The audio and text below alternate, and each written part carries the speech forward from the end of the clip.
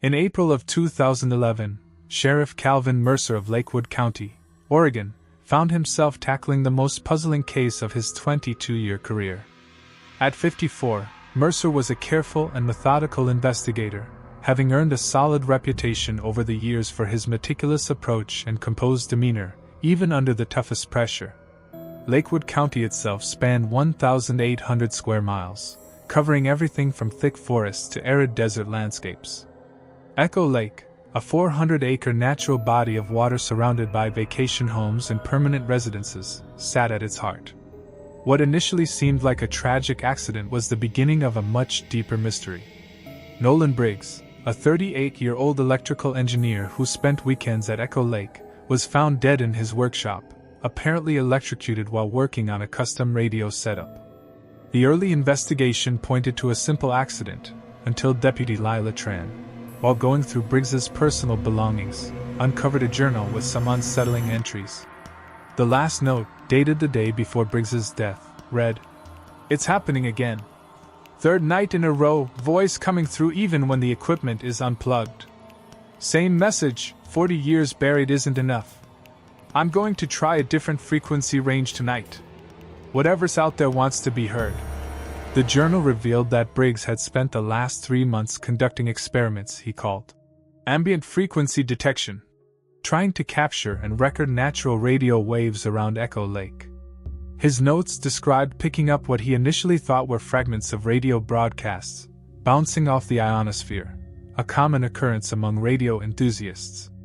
But over time, those fragments became clearer, eventually forming a coherent voice, a male, elderly voice, speaking directly to him. Sheriff Mercer might have written this off as the ramblings of an eccentric hobbyist, had it not been for two important details.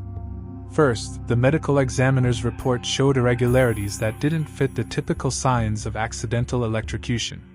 The burn pattern suggested that Briggs had been restrained before the current was applied. Second, Briggs's equipment displayed clear signs of tampering, damage that couldn't have been caused by a simple malfunction. What started as an accidental death investigation quickly turned into a possible homicide. Sheriff Mercer ordered a comprehensive background check on Nolan Briggs and had his team canvass the nearby properties. The background check turned up nothing unusual. Briggs was a well-regarded engineer from Portland who commuted to his cabin on the weekends. However, the neighbor canvass uncovered an unexpected lead. Agnes Whitlow, an 82-year-old woman who had lived by Echo Lake since the 1960s, told Mercer that Briggs had visited her several times in the months leading up to his death, asking about an incident involving the old radio tower. According to Whitlow, Briggs had become intrigued by a story from 1971 about a small radio tower built by the U.S. Geological Survey on the north shore of Echo Lake. The tower had been abandoned mysteriously after only 3 months of operation. "The government men packed up overnight," Whitlow told Mercer. "They left most of their equipment behind. There were rumors about what they heard through that tower. Nobody would go near it afterward, and in '82, the Forest Service finally demolished it." Mercer dug through county records and found that the USGS had indeed set up a monitoring station at Echo Lake in January 1971, officially to study electromagnetic anomalies beneath the surface. The project had been shut down abruptly that April, with very little documentation explaining the closure.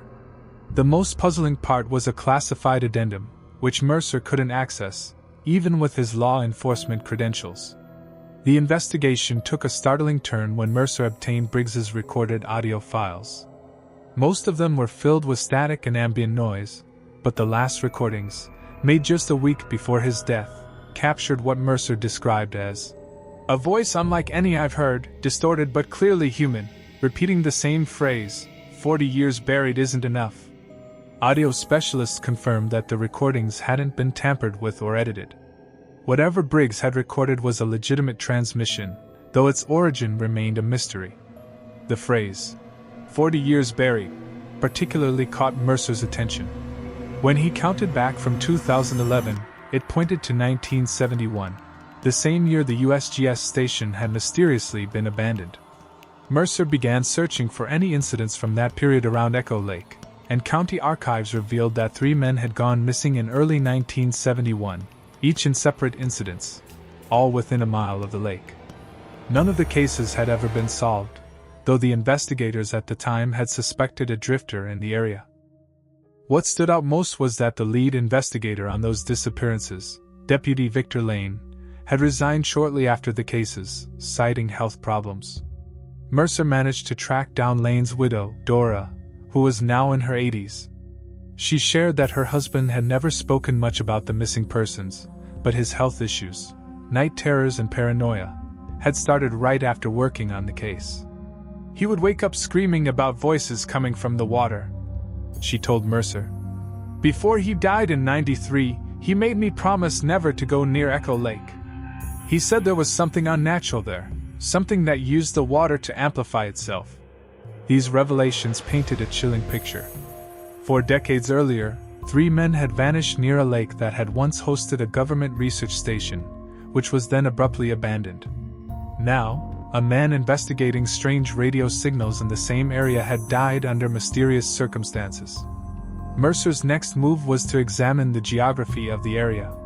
He discovered that Briggs's cabin was built on the exact spot where the USGS radio tower had been located in 1971.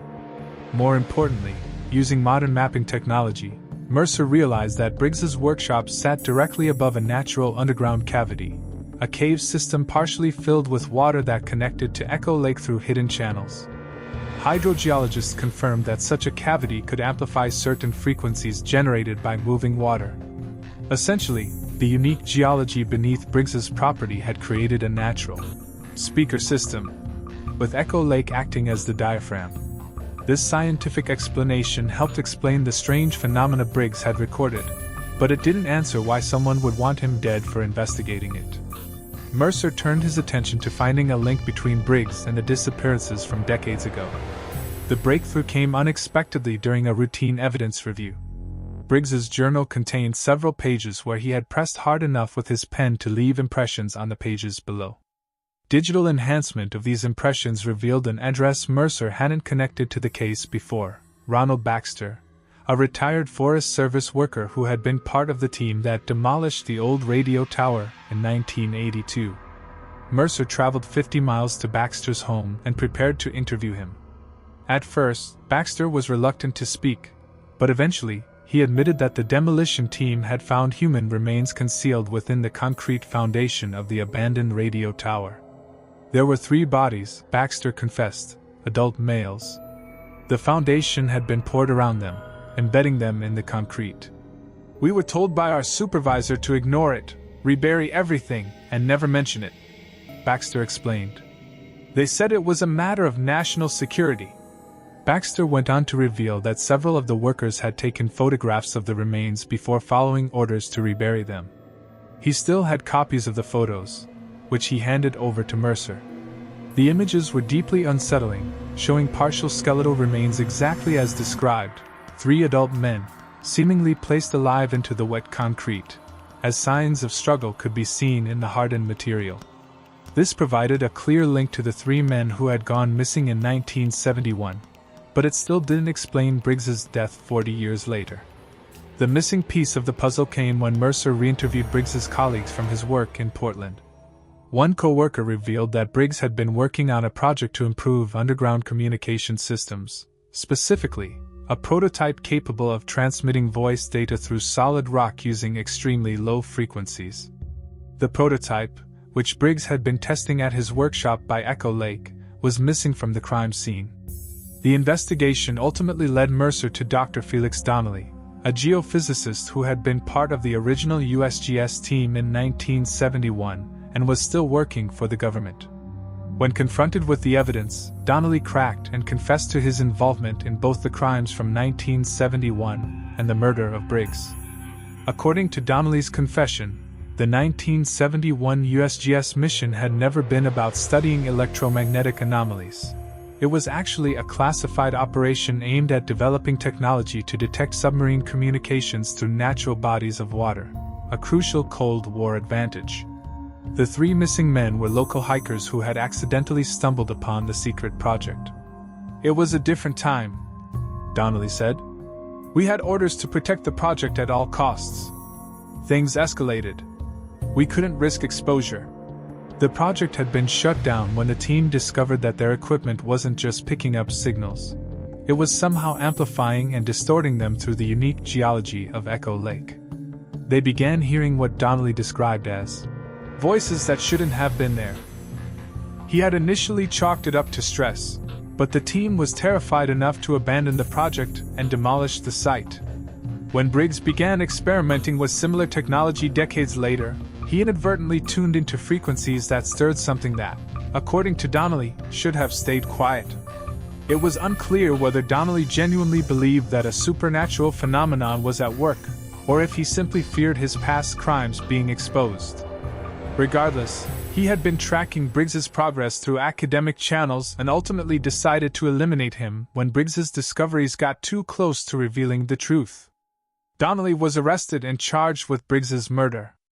Though the statute of limitations complicated the charges related to the 1971 disappearances, the evidence linking him to those crimes was still taken into account during sentencing.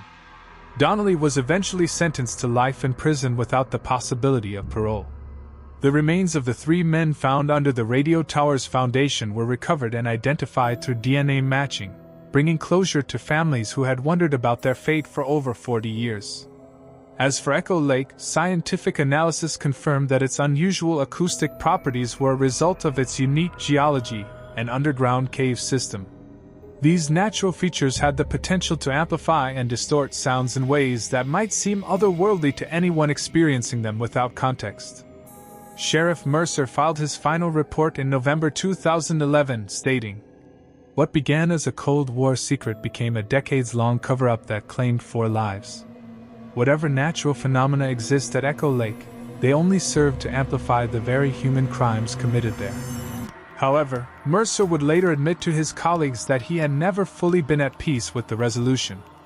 Briggs's final recordings still couldn't be explained away by mere acoustics, especially considering how clearly the voice seemed to address both Briggs and, through him, the authorities who ultimately brought justice to the long-buried crimes beneath Echo Lake's still waters. Meanwhile, in the small town of Pinecrest, Idaho, Sheriff Troy Adler was used to a quiet life. Pinecrest, nestled deep in the mountain forests, had a population of only 3,700 people. Adler had served the town for nearly 14 years, dealing with little more than the occasional DUI, minor property disputes, and the rare domestic disturbance.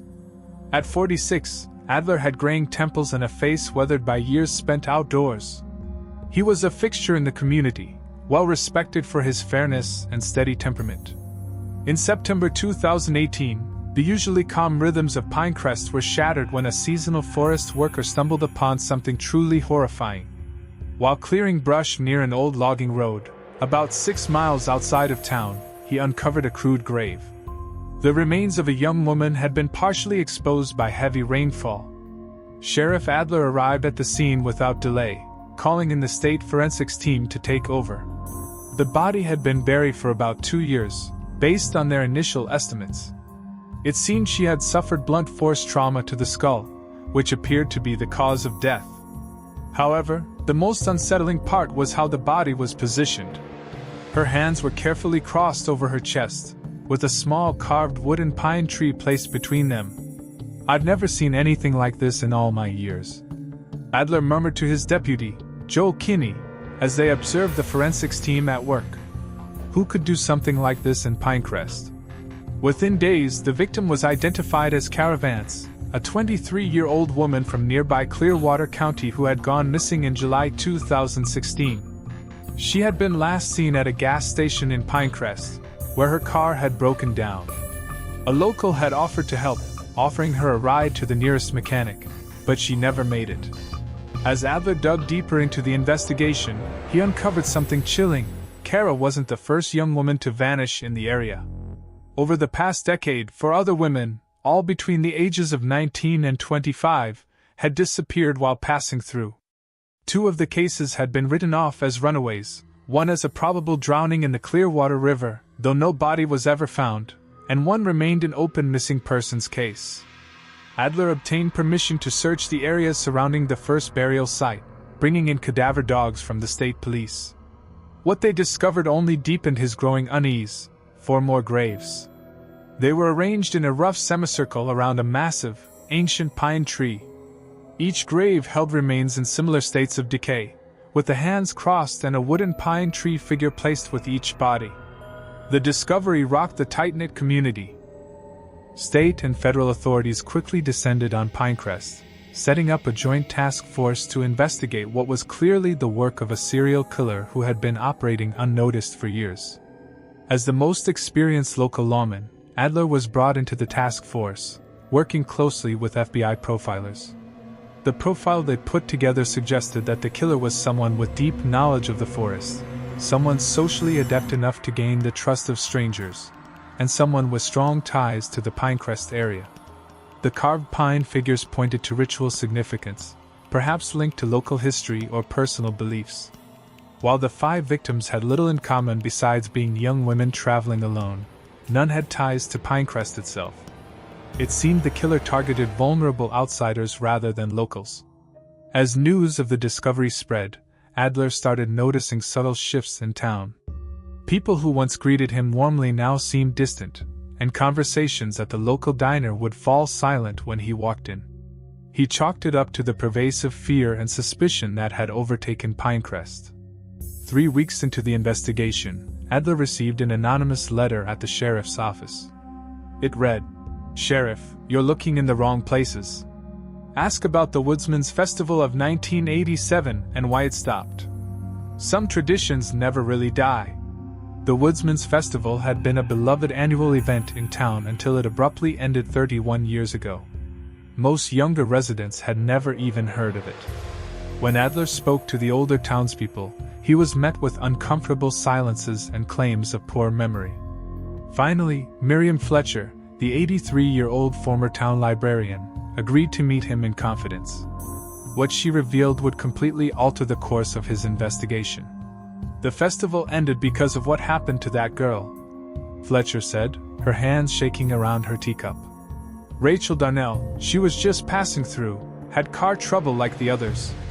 During the festival, there was a tradition where a young woman would be chosen to be the forest's bride, just symbolic, you understand. But that year, some of the men had been drinking heavily, and they took the tradition too far. They took her into the forest as part of the ceremony. Something went wrong. They came back without her." According to Fletcher, the town's leaders, including the sheriff at the time, covered up the incident. Rachel Darnell was reported as continuing her journey, and the festival was quietly cancelled. The matter was never spoken of again. "Everyone directly involved is dead now," Fletcher told him. "But there was a boy. He followed the men into the forest that night. He saw everything. Eric Monroe. He still lives up on Ridge Road." Eric Monroe, now in his 50s, owned the largest lumber supply business in the county. He was well known in town, a respected figure who frequently contributed to local causes and attended town council meetings. He also took on the role of volunteer search and rescue coordinator, well acquainted with the forests where the bodies had been found. Adler, determined to dig deeper, quietly started investigating Monroe. He learned that Monroe lived alone in the family's old homestead, a sprawling property right next to National Forest land, not even 2 miles from where the graves had been discovered. Even more troubling, Monroe's lumber business was closed on the same days each of the 5 victims had gone missing, and there was no record of where he was during those times. Instead of confronting Monroe right away, Adler convinced the task force to put him under surveillance while they gathered more evidence. On the 4th night of the operation, Monroe was seen loading something heavy into his truck before driving into the woods along a secluded logging road. The team followed from a distance, watching as he parked and walked deep into the forest, carrying what looked like a shovel. What Adler and the team saw next would haunt him for the rest of his life. In a small clearing surrounded by towering pines, Monroe had prepared a grave. But he wasn't alone. Bound and unconscious next to the grave was a young woman, later identified as Sophie Langston, a college student who had gone missing earlier that day after her car was found abandoned at a rest stop near Pinecrest. The task force moved in quickly, arresting Monroe before he could harm Sophie. Back at Monroe's property, investigators uncovered a hidden room beneath his workshop, filled with damning evidence, including personal belongings from each of the victims, journals that detailed his actions, and dozens of carved wooden pine trees in various stages of completion. The journals revealed a disturbing progression of Monroe's descent into madness. After witnessing the death of Rachel Schaefer in 1987, he had been both traumatized and strangely fascinated. The town's successful cover-up of her death taught him a chilling lesson about how secrets could be kept, and how silence could protect the guilty. As he grew older, Monroe began reenacting and refining the twisted ritual he had seen, believing he was carrying on a tradition that tied him to the forest and the hidden history of the town.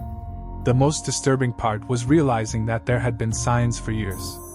Women had reported a helpful local man offering assistance.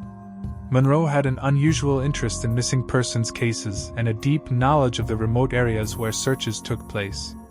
In hindsight, these clues seemed obvious, but because Monroe was seen as a trusted community member, they went unnoticed. When interrogated, Monroe spoke calmly about his actions, claiming that he was honoring the forest with his proper brides, unlike the mistake he made in 1987. He expressed surprise at being caught, admitting that he thought some townspeople might have suspected him but had chosen to look the other way, just like they had done with the original incident that inspired his crimes. This led to a wider investigation into the 1987 cover-up.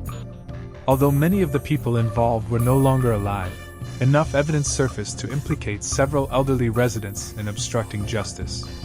The town was forced to face its role in enabling Monroe's crimes through silence and ignorance. For Sheriff Adler, the case felt like a profound betrayal, not just by Monroe, but by the entire community, and even the office he had worked for. The previous sheriff, his mentor, had been complicit in covering up Rachel Schaefer's death, creating an environment where Monroe's disturbing tendencies were allowed to grow unchecked. Monroe was eventually convicted on 5 counts of first-degree murder and 1 count of attempted murder, receiving consecutive life sentences without the possibility of parole.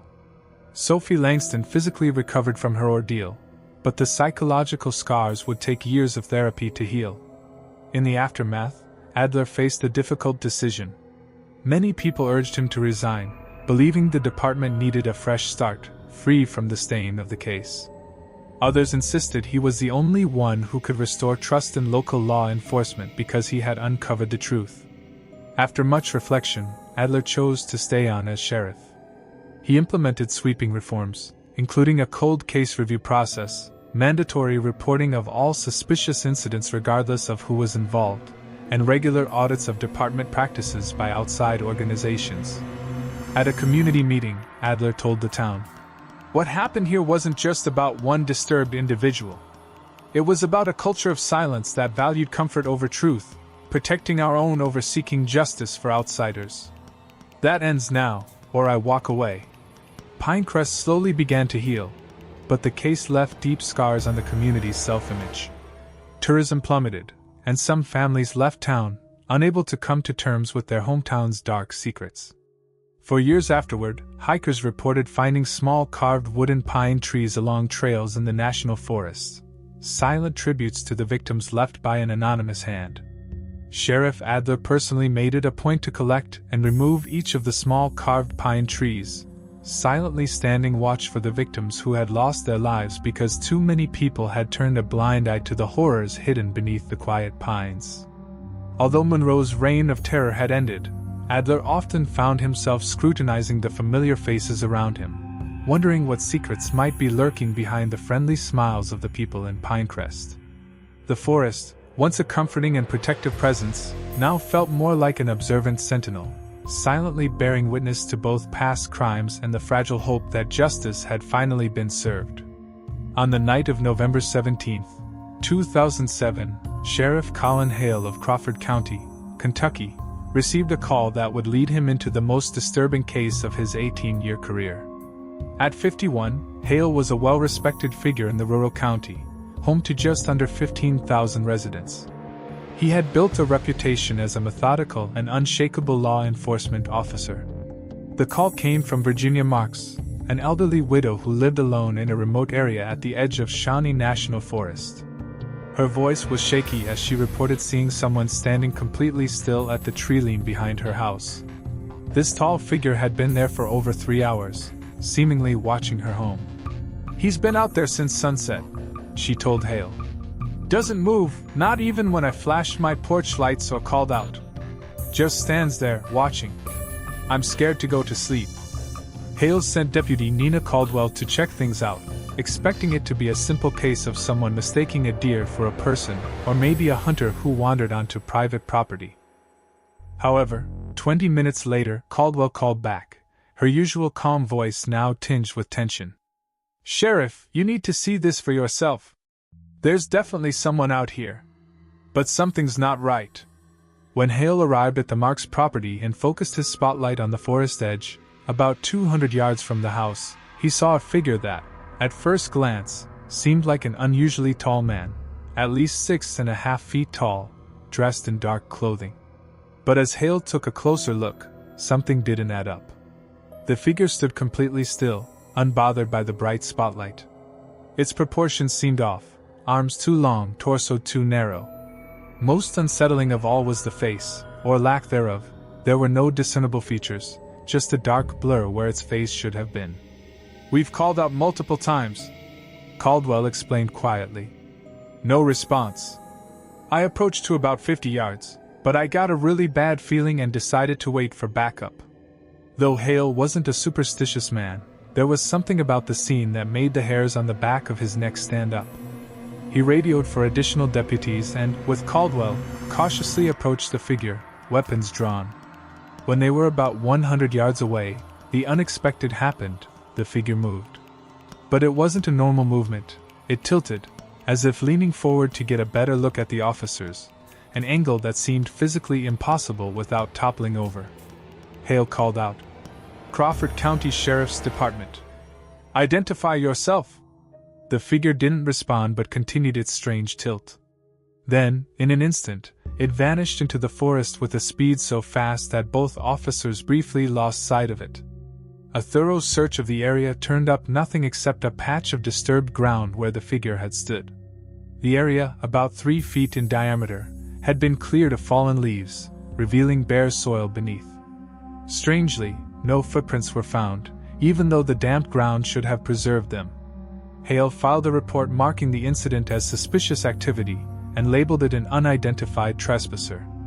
He assured Virginia Marks that additional patrols would monitor her property for the next few nights. But privately, he suspected the figure was someone in an elaborate costume, possibly a local troublemaker trying to scare the elderly woman. 3 nights later, a similar report came in from the Thompson family, who lived about 7 miles from the Marks property. They described an unnaturally tall figure standing at the edge of their property, watching their home for several hours before disappearing. Their children had even given it a name, the Watchman. They claimed to have seen it on previous nights, but had been too scared to tell their parents. Over the next 2 weeks, 11 more sightings were reported across the county, each matching the same eerie description.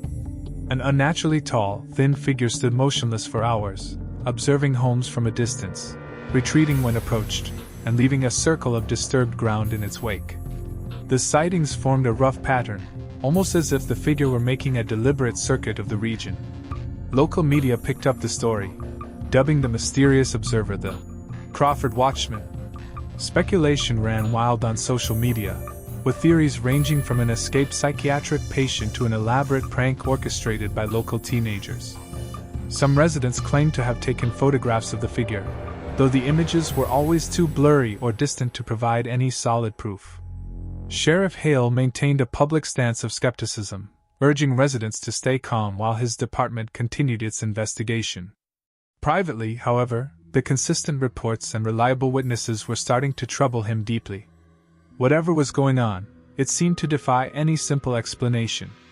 Things took a darker turn in early December when Virginia Marks, the first person to report a sighting, was found dead in her home. At 82 years old, with a history of heart problems, the cause of death was ruled natural, heart failure. But there were troubling details that didn't sit right with the officers who responded to the scene. Every window blind in the house had been shut and secured from the inside. Even stranger was the arrangement of small objects, buttons, coins, and pebbles, placed in a circle on her bedside table, eerily similar to the pattern found at the locations where the watchman had been seen. The medical examiner declared the death to be from natural causes, dismissing the strange object arrangement as nothing more than the eccentricities of an elderly woman. Hale might have accepted this explanation if not for what happened next. Over the following month, 3 more elderly residents, each of whom had reported seeing the watchman, died in their homes. All of their deaths were attributed to natural causes, 2 heart attacks and a stroke. And in each case, the same odd details were present: windows secured from the inside and small objects arranged in a circular pattern near the deceased. By January 2008, fear had spread throughout Crawford County. Residents organized neighborhood watches, and some families even moved temporarily to stay with relatives outside the area. In response, Hale requested assistance from state police, who assigned Dr. Naomi Tran, a criminal psychologist with expertise in community-based hysteria and pattern crimes, to the case. Dr. Tran's initial assessment suggested a phenomenon known as mass psychogenic illness, a form of collective anxiety that could lead to shared delusions and stress-induced health emergencies. She theorized that the watchman, initially an actual trespasser or an unusual natural occurrence, had become a symbol of community-wide fear, amplified by media coverage and social contagion. This, she speculated, could explain the sightings and the deaths. Elderly individuals with pre-existing conditions might have died from the stress of believing they were being watched or targeted. However, this explanation didn't account for the consistent physical evidence, the disturbed ground in a circular pattern, or how the victims had arranged objects next to themselves after suffering catastrophic medical events. As winter deepened, the sightings slowed down, which Dr. Tran attributed to the natural decline of mass hysteria events. Hale, however, was less convinced. He noted that the reduction in sightings seemed to correspond with residents abandoning certain behaviors, like walking alone at night or sleeping in rooms with uncovered windows. In late February, while reviewing case files, Hale noticed something that had previously been overlooked. Mapping the watchman's sightings chronologically revealed not just a rough clockwise pattern around the county, but a spiral moving inward. If this pattern continued, it suggested the next sightings would occur near the county center, specifically in Millfield, where Hale himself lived. The night after this discovery, Hale woke at 3:17 a.m. with a deep, inexplicable sense that something was wrong. Looking out his bedroom window, he saw it, the tall, unnaturally thin figure standing at the edge of his property, visible in the moonlight.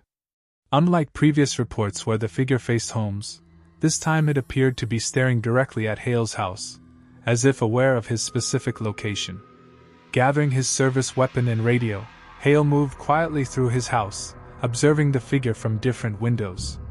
It remained completely motionless, except for a slight tilt, always maintaining its focus on him, regardless of which room he entered. It was as if it were tracking his movements, not just watching the house. He called for backup but decided not to wait, determined to confront whatever, or whoever, had been terrorizing his county. He exited through the back door, carefully circling around to approach the figure from behind. What happened next would be the subject of much debate and investigation. According to Hale's official account, he managed to approach within 15 yards of the figure before it noticed him. When it turned, his flashlight illuminated it clearly for the first time, revealing something that, in his words, resembled the rough shape of a man, but like an ill-fitting suit. Its movements as it fled were described as unfolding, not running, covering ground with an impossible speed. When the responding deputies arrived, they found Hale in a state of unusual distress. They documented the now familiar circular clearing where the figure had stood, but this time, they noticed something new: fine, powdery substance covering the bare soil within the circle. Samples were taken and sent off to the state forensics lab, where the analysis revealed something utterly unexpected: a mixture of human ashes and local clay, though curiously, it didn't match the soil of Hale's own yard. In the weeks that followed, Sheriff Hale began to shift. There was a subtle change, an unsettling focus that took hold of him.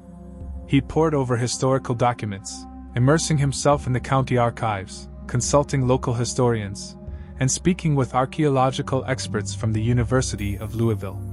He revealed little of his findings to his department, offering vague explanations that he was pursuing a new angle, one that needed careful verification before it could be shared with the public. But Dr. Tran, the state investigator, grew increasingly concerned about Hale's behavior. She requested a formal psychological evaluation. Hale cooperated, but his investigation never ceased. He dove into the land ownership records, tracing them back to the 1790s, when the county was first formed, and even further back to the Native American settlements that once dotted the region. Then, in April 2008, came what some would call a breakthrough, others a breakdown. Hale summoned an emergency meeting with his senior deputies, Dr. Tran, and members of the Historical Society. What followed was an elaborate theory, one that seemed to push the limits of reason. Hale connected the Watchman's sightings to something far more ancient, a territorial sentinel behavior linked to burial customs of the Shawnee people, who had once lived in the area. According to Hale, recent construction projects had disturbed several unmarked burial sites, and the circular patterns found at the Watchman's sightings aligned perfectly with ceremonial clearings identified in archaeological studies. Then, with an almost chilling calm, Hale suggested that the deaths of the elderly residents weren't accidents. They were deliberate acts. He claimed that the Watchman was reclaiming its watchers, elderly people whose life force somehow fueled it. Dr. Tran immediately urged Hale to take medical leave. Reluctantly, he agreed. But just 2 weeks into his leave, he vanished from his home. Gone without a trace, leaving behind only his service weapon, his badge, and a room littered with maps, historical documents, and strings of theories, physical evidence of his spiraling paranoia. A multi-agency search was launched, with a focus on the national forest areas where the first sightings had occurred. 5 days later, volunteers stumbled upon a clearing deep in the woods, unlike anything ever documented before. It was a perfect circle, about 30 feet in diameter, where the ground had been meticulously cleared of all vegetation. At the center sat Hale's county-issued flashlight, still working, casting light on a circular arrangement of small river stones. Hale, however, was nowhere to be found. The official report labeled his disappearance as the result of a psychological breakdown, exacerbated by stress and sleep deprivation. They speculated he had wandered too deep into the forest and succumbed to exposure or injury. The Watchman sightings were officially attributed to a combination of trespassing, misidentified wildlife, and the mass hysteria that had taken hold of the community. Case closed, at least officially. However, the unofficial tale persisted. The residents of Crawford County still whispered about occasional sightings of an unnervingly tall figure lurking in the distance, though none of these reports had been verified. The 4 deaths, still classified as natural causes, remained shrouded in the bizarre and unsettling circumstances surrounding them. But perhaps the most disturbing of all was the fate of the evidence. The ash and clay samples from Hale's yard vanished from the state lab, listed as incorrectly catalogued. The maps and documents from his home? Destroyed in a fire, allegedly caused by faulty wiring. And Dr. Tran's complete psychological assessment? Sealed by court order. Deputy Nina Caldwell, who stepped into the role of interim sheriff after Hale's disappearance, is the sole keeper of his case notes. She has never spoken publicly about what's inside them, but she did implement one peculiar policy. All deputies in Crawford County are now required to document and investigate any reported clearing found in the woods, no matter how small or insignificant it might seem.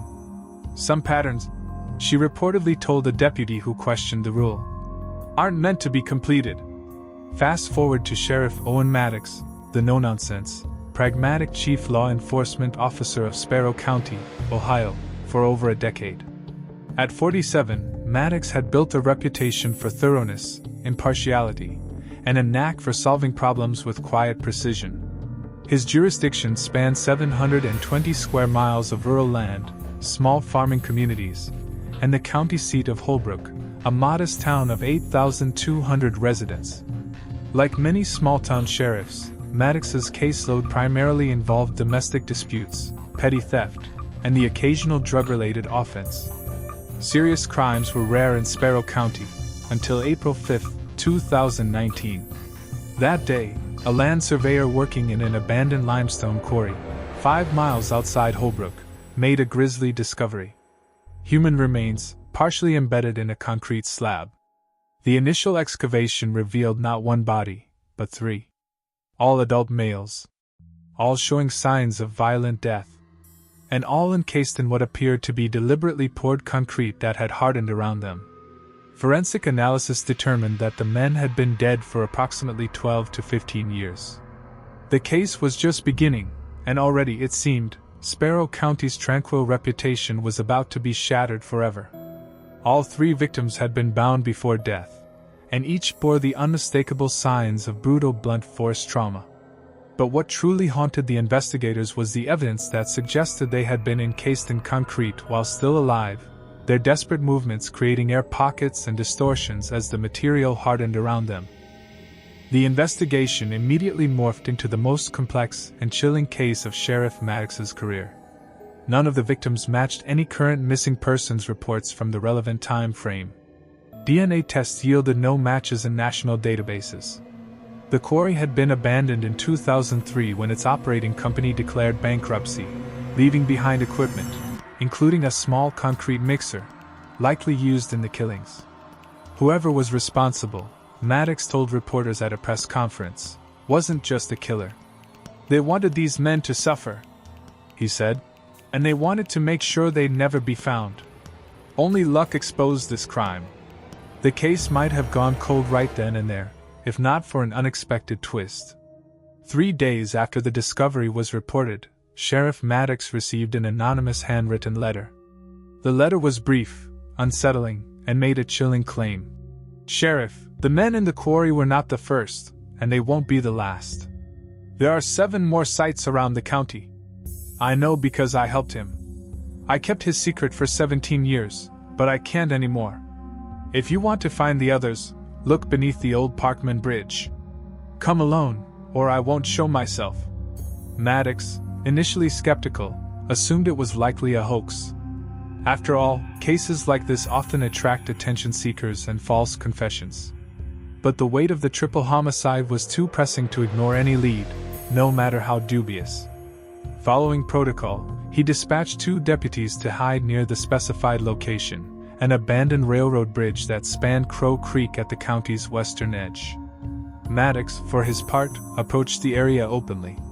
The meeting yielded no immediate contact, but just as he was about to leave, he discovered a sealed plastic container hidden beneath loose stones at the base of the bridge.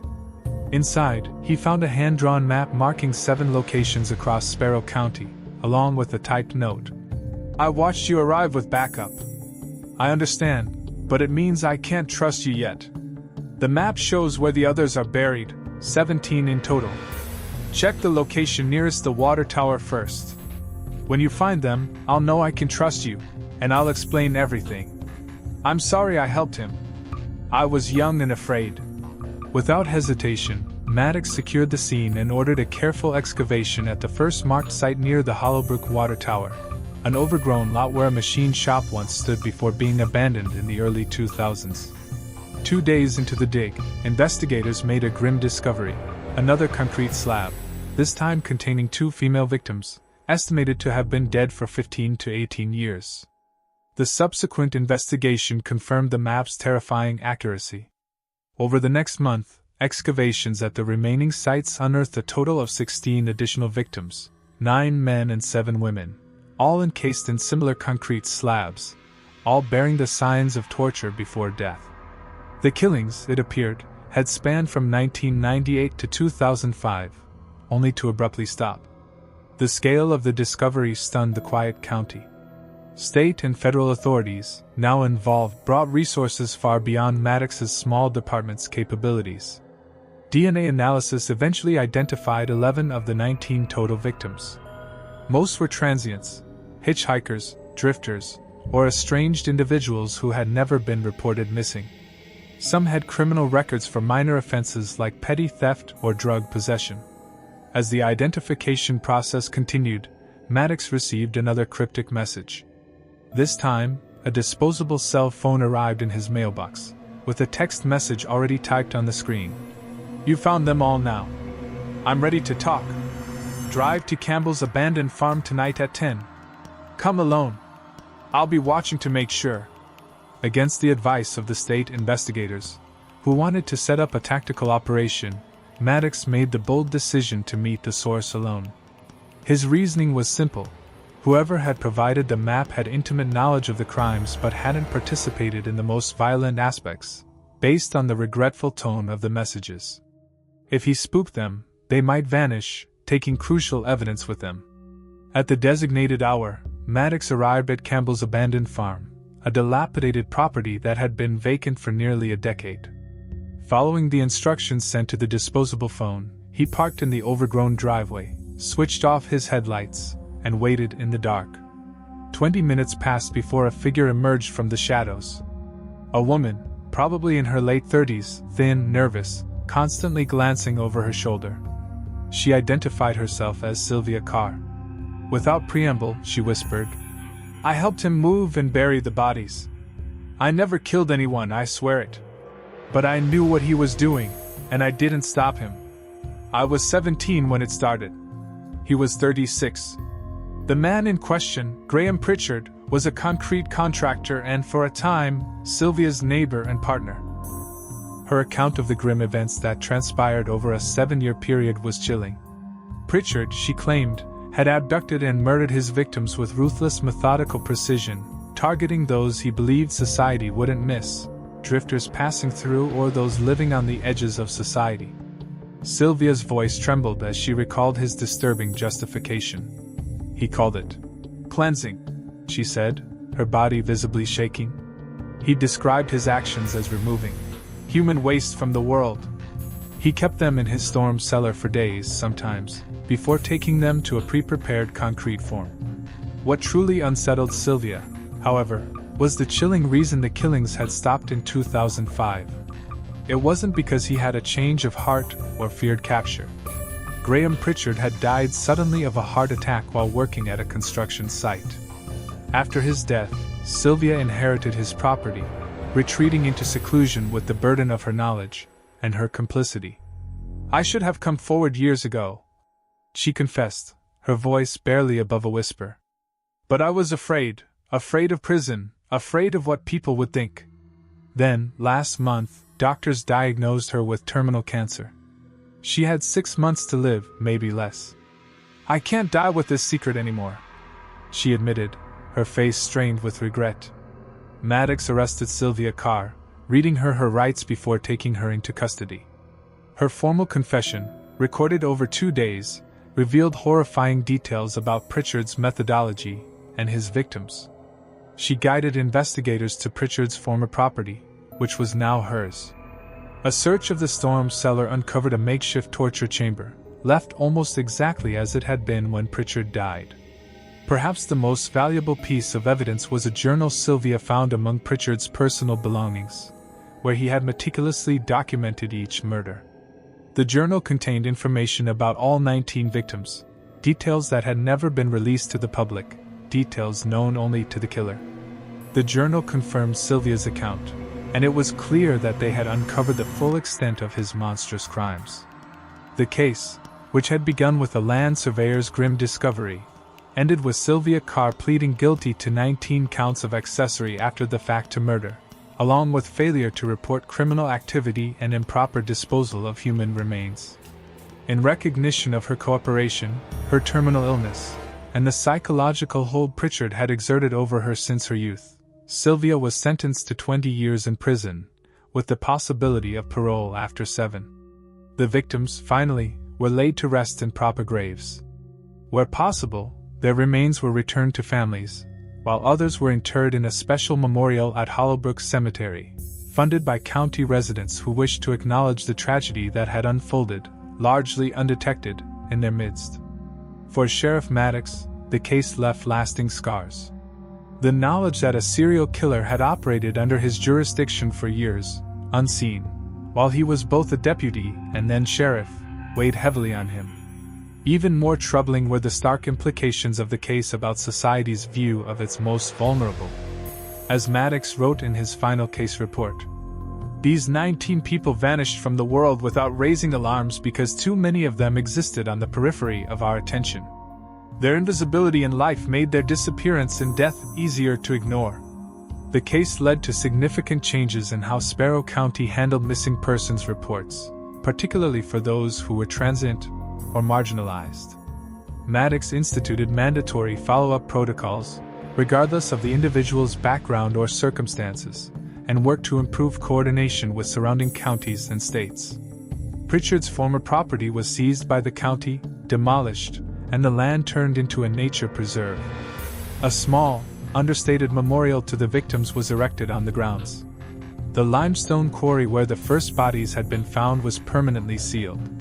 Sylvia Carr died in prison 14 months after her sentencing, her cancer progressing faster than the doctors had anticipated. Before her death, she met with several families of the victims, offering painful details about their loved ones' final days, details that, while excruciating, helped those families come to terms with the horrific truth. The case of the concrete killer, as it came to be known, serves as a chilling reminder of how easily evil can hide in plain sight, particularly in rural communities where isolation and privacy often provide the perfect cover for predators. It also stands as a testament to the power of a guilty conscience, a conscience that, even after 17 years of silence, finally ensured that 19 forgotten victims were remembered and honored in death as they should have been in life.